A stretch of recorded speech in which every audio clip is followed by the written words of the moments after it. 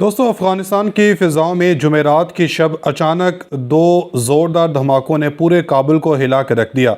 रात तकरीबन 9:30 बजे के करीब मरकज़ी काबुल में लगातार दो धमाकों की आवाज़ें सुनाई दी, जिन्होंने मुकामी आबादी को खौफज़दा कर दिया।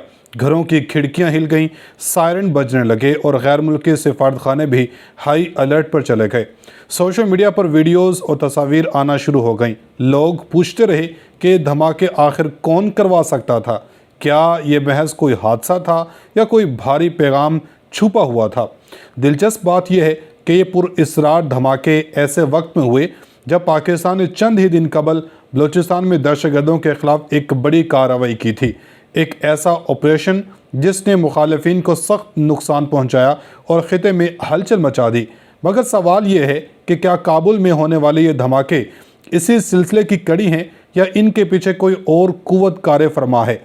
आज इसी राज की तह खोलने की कोशिश करेंगे और बताएंगे कि ये वाक़यात किस तरह एक दूसरे से जुड़े हुए नजर आते हैं। तो वीडियो को आखिर तक ज़रूर देखें और हमारे चैनल को सब्सक्राइब करें, क्योंकि आज हम आपको बताएंगे कि भारत और अफगानिस्तान के ताल्लुकात के पीछे क्या मसलहतें हैं, पाकिस्तान ने आखिर क्यों और किस अंदाज में जवाब दिया और आइंदा क्या हिकमत अमली अपनाई जा सकती है।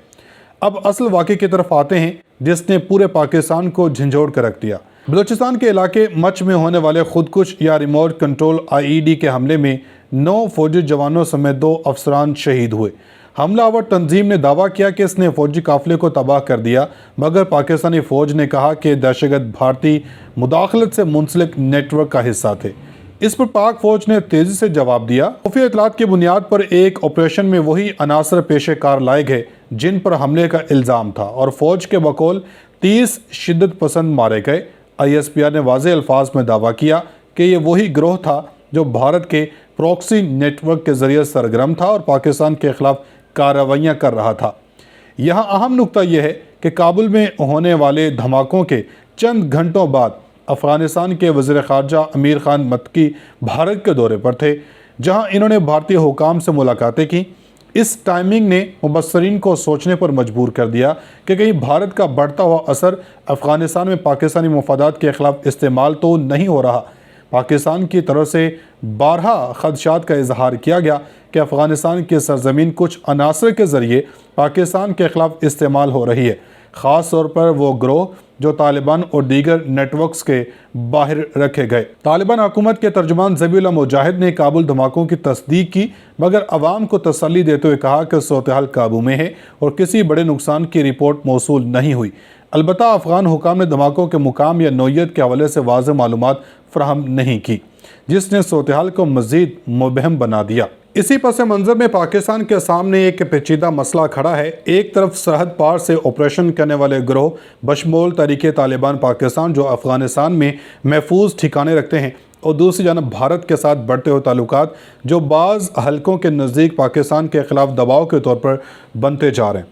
गुज़श्ता चंद महीनों में TTP ने पाकिस्तान के अंदर हमलों में तेज़ी पैदा की है, ख़ास तौर पर खैबर पख्तूनख्वा और शुमाली वज़ीरिस्तान के इलाकों में, जहाँ सिक्योरिटी फोर्सेस को भारी नुकसान उठाना पड़ा।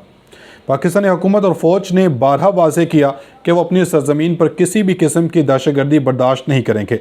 इन्होंने कहा कि अगर अफ़गानिस्तान अपनी हदूद में मौजूद दहशतगर्दों के ख़िलाफ़ कार्रवाई नहीं करता तो पाकिस्तान अपने दिफा के लिए तमाम ऑप्शन इस्तेमाल करेगा। यही बयानिया बलूचिस्तान में फ़ौजी कार्रवाइयाँ और काबुल में होने वाले पुरअसरार धमाकों के दरमियान एक मुमकिन रब्त को मुस्तहकम करता है, यानी एक वाज़ेह पैगाम के हमले करने वालों को जोग्राफिया से कता नज़र जवाब मिलेगा। माहिरीन के मुताबिक पाकिस्तान के मुमकिन हिकमत अमली 3 सतहों पर अमल में है।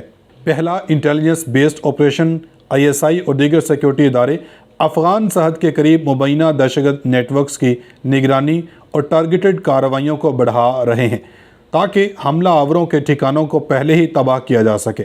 दूसरा, सिफारती दबाव। इस्लामाबाद बैनुल-अक़वामी फोरम्स और करीबी हमसाया ममालिक के ज़रिए तालिबान हुकूमत पर जोर डाल रहा है कि वो अपने हिस्से की जिम्मेदारी निभाए।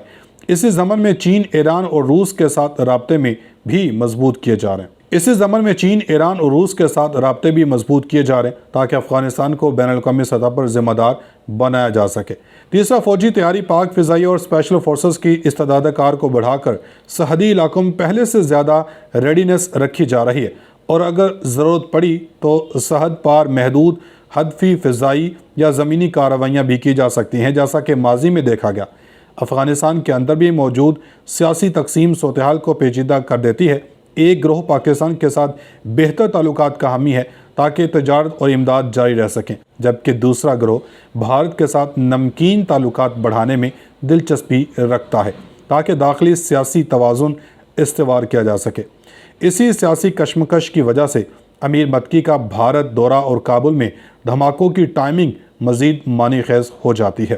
پاکستانی میڈیا اور دفاعی تجزیہ کاروں کا کہنا ہے کہ کابل دھماکے اسی بات کی علامت ہیں کہ اسلام آباد نے اپنی ریڈ لائنز واضح کر دی ہیں۔ اگر پاکستان کے فوجی یا سرحدی باشندے متاثر ہوتے رہے تو حملہ آوروں کو جہاں بھی پناہ ہو نشانہ بنایا جائے گا۔ بلوچستان میں 30 دہشت گردوں کی ہلاکت اسی نئے موقف کی شروعات سمجھی جا رہی ہے، ایک ایسا موقف جو روایتی دفاع سے آگے بڑھ کر پیشگی اور فعال کارروائیوں کی طرف اشارہ کرتا ہے۔ ٹی ٹی پی کے حوالے سے صورتحال واضح ہے۔ جب تک افغانستان اپنی سرزمین پر موجود دہشت گرد نیٹ ورکس کا خاتمہ نہیں کرتا، خطے میں پائیدار امن کا خواب مشکل ہے۔ پاکستان کو نہ صرف عسکری بلکہ سفارتی اور معاشی محاذ پر بھی اپنی حفاظت کے لیے جامع حکمت عملی اپنانی ہوگی۔ خلاصہ یہ ہے کہ کابل کے دھماکے چاہے بظاہر کسی ایک فریق کی کارکردگی لگیں یا کسی بڑی طاقت کی خاموش کارروائی کا اشارہ، ایک بات واضح ہے، خطے میں طاقت کا توازن بدل رہا ہے اور پاکستان نے اپنے دفاع کے لیے نئی حدود متعین کر دی ہے۔ بلوچستان، خیبر پختونخوا اور سرحد پار افغانستان، یہ تینوں محاذ آپس میں منسلک ہیں اور اب پاکستان صرف خاموشی سے نہیں بلکہ ایک واضح فعال پالیسی کے ساتھ اپنے مفادات کا تحفظ چاہتا ہے۔ دوستو، آپ کے خیال میں کیا کابل میں ہونے والے یہ دھماکے واقعی پاکستان کے حکمت عملی کا اشارہ تھے؟ کیا طالبان حکومت اندرونی دباؤ کے باعث ٹی ٹی پی کے خلاف واقعی عملی قدم اٹھائے گا؟